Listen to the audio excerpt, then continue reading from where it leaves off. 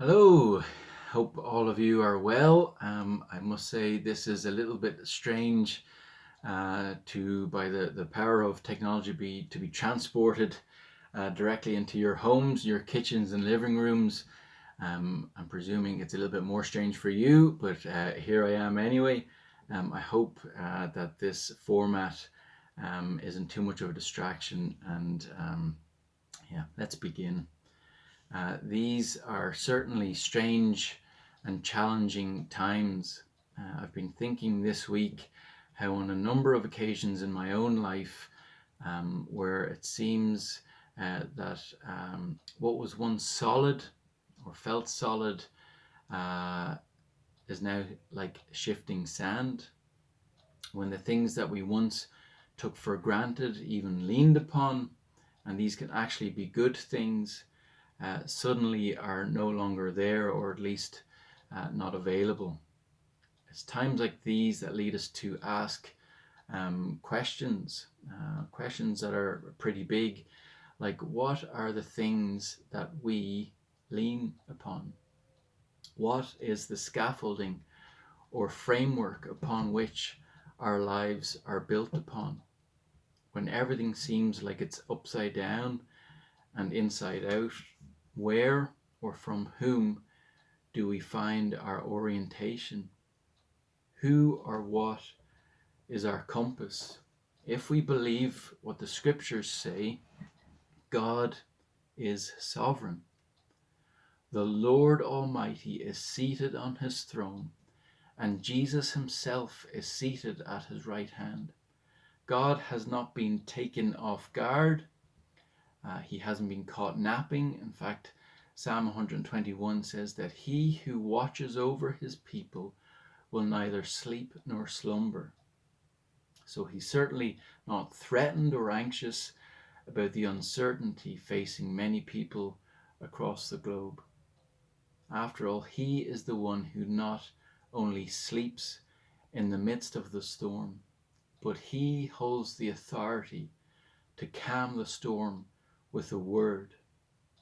The scriptures assure us that he is a redemptive God, and that he works for the good of those who love him, who have been called according to his purpose. That's Romans 8.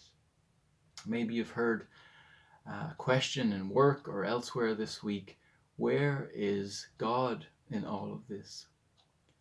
And the answer is quite simple. He's at work. And as believers, we have been equipped and enabled by the very Spirit of God that dwells within us to recognize where God is at work. And this is a real privilege.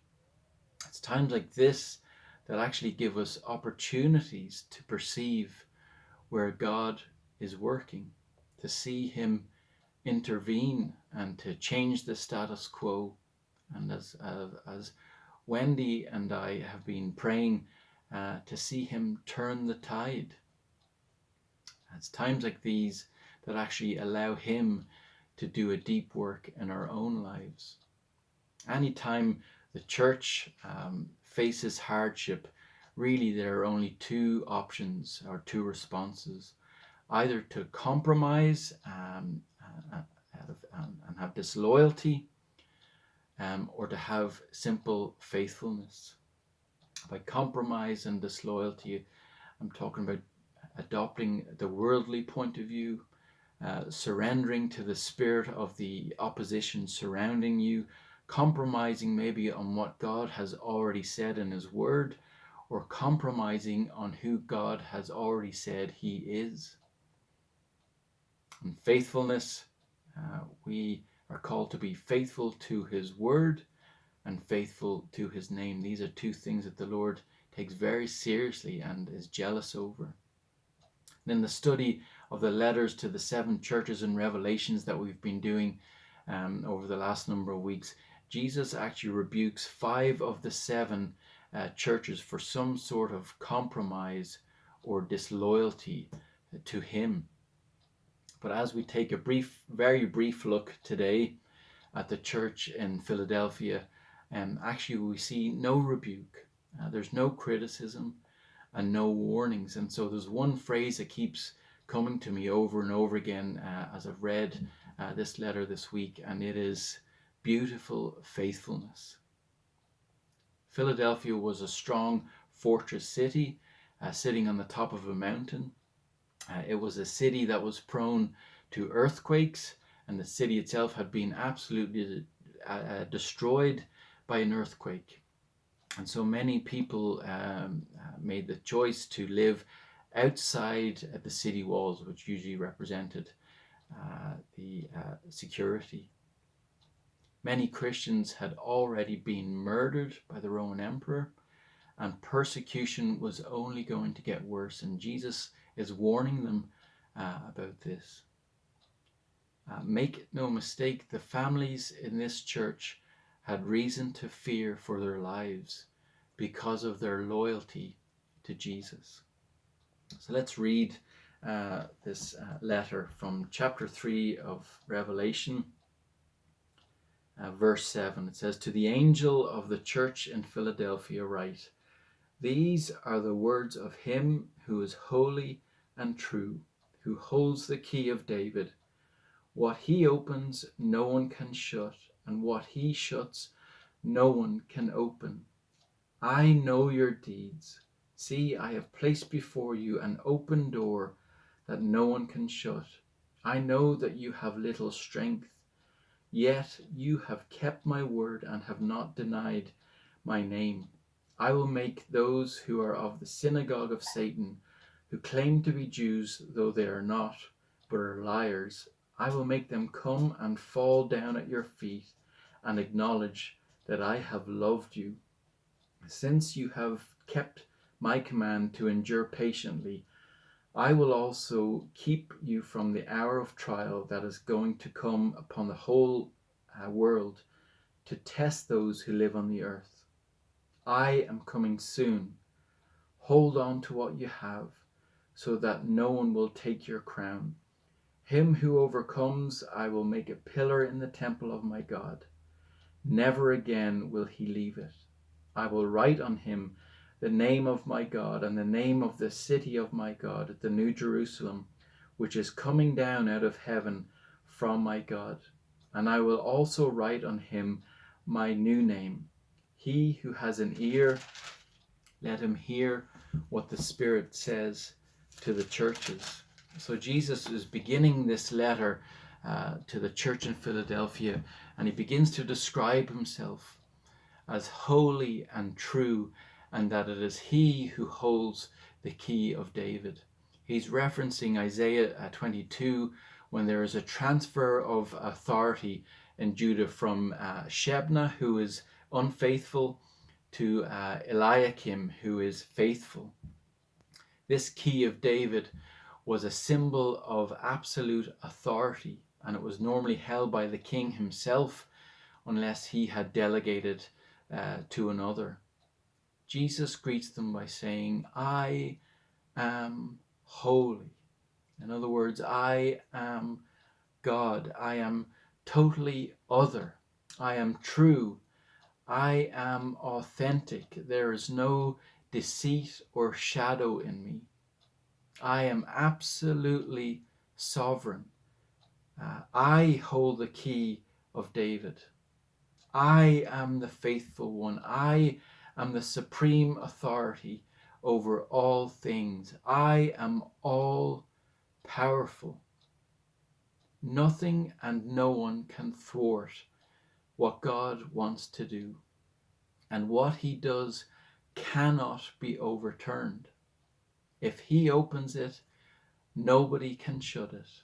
And if he shuts it, nobody can open it. Can you imagine what it was like for the church in Philadelphia to hear these words addressed directly to them from Jesus? The encouragement it must have brought. I am in control. And then it says this in verse 8, I know your deeds. I haven't forgotten about you. I see you. You are not out of my sight. You are actually at the very center of my attention and my affection. And then it says, I know that you have little strength, yet you have kept my word and have not denied my name. I know that you have little strength, yet you have kept my word and have not denied my name. I'm not sure what he meant by describing them as having little strength. Perhaps they were small in number, or maybe it was because they were isolated at the top of a mountain, or maybe they felt weak because the sheer weight of what they were facing.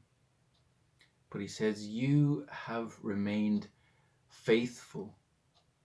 And this is faithfulness from a place of weakness. And I think that's what I've been thinking about this week is that's where the beauty is.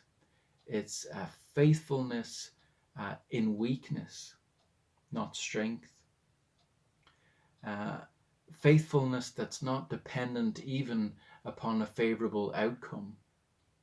2 Corinthians says this, but he said to me, my grace is sufficient for you, for my power is made perfect in weakness. Therefore I will boast all the more gladly about my weaknesses, so that Christ's power may rest on me. That is why, for Christ's sake, I delight in weaknesses, in insults, in hardships, in persecutions, and in difficulties. Even when I am weak, then I am strong. Verse 10, it says, since you have kept my command to endure patiently, I will also keep you from the hour of trial that is going to come upon the whole world to test those who live on the earth. Since you have, I will. It's almost like the Lord can't help but respond to and reward his faithful servants. This is not any kind of a calculated, pre-organized deal. If you do that, then I'll do that. This is just simply a generous overflow of the Father's heart.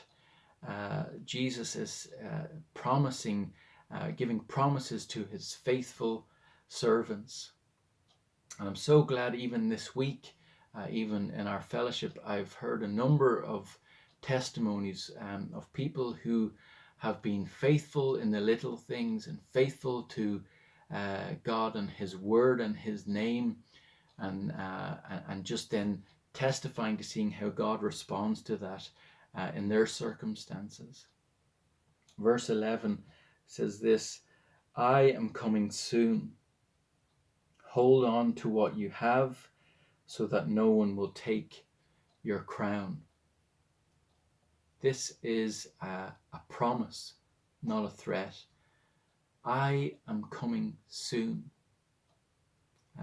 Since Jesus' ascension, recorded in John chapter 21, we live in the period of history where Christ's return is imminent. It is certain he will return. It's just around the corner. It's any day now. It may not be today, but it's certainly not never.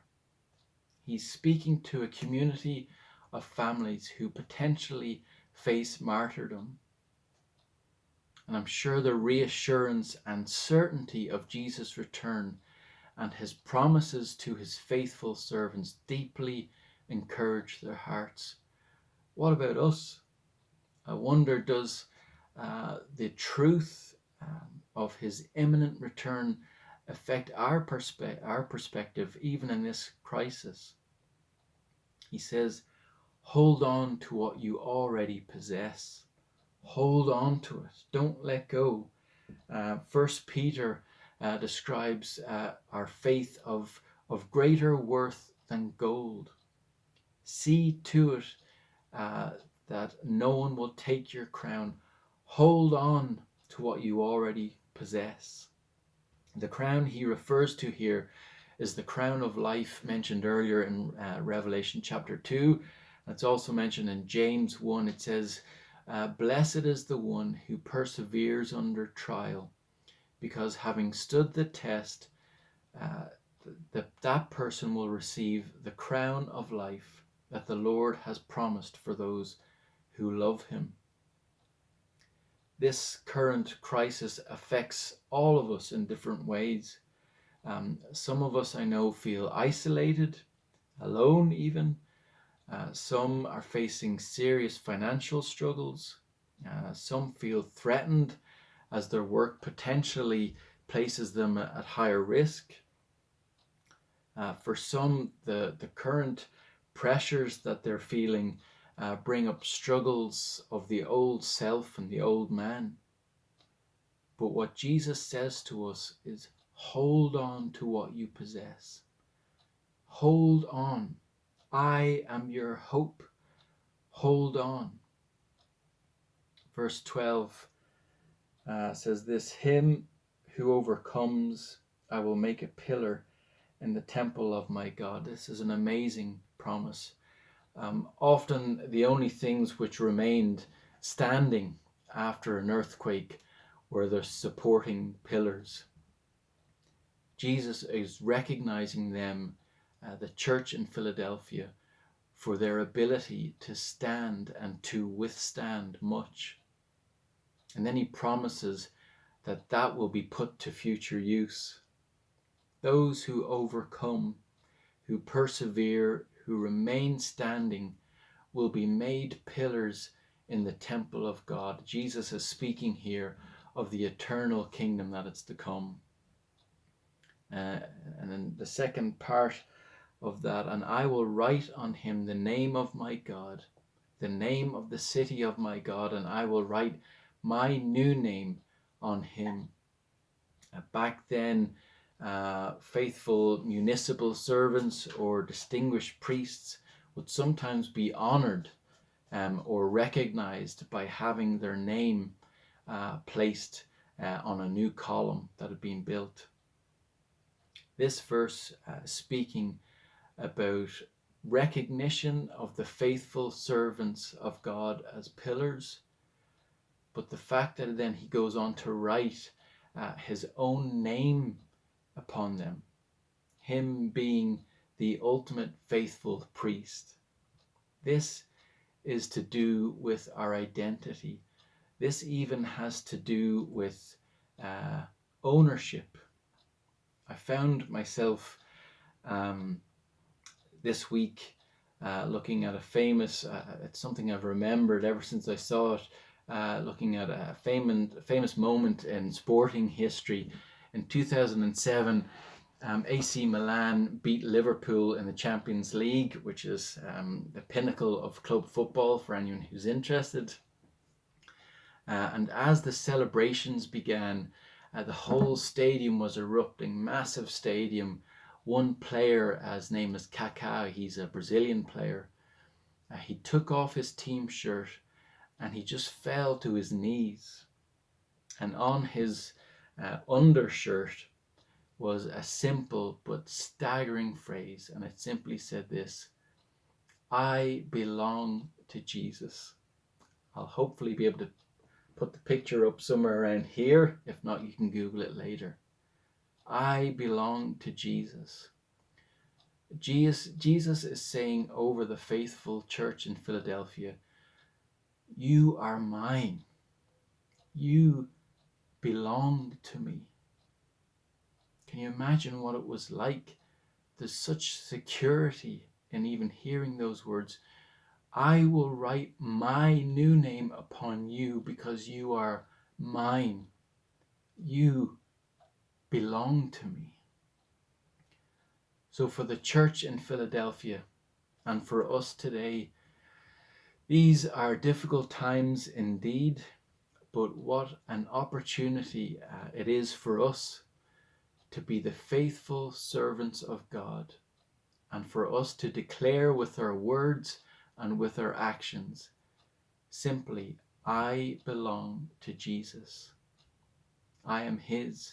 And we must remember that our faith and even our faithfulness is totally dependent upon him being the faithful one. Our faith speaks of him, not us. Let he who has an ear, let him hear what the Spirit says to the churches.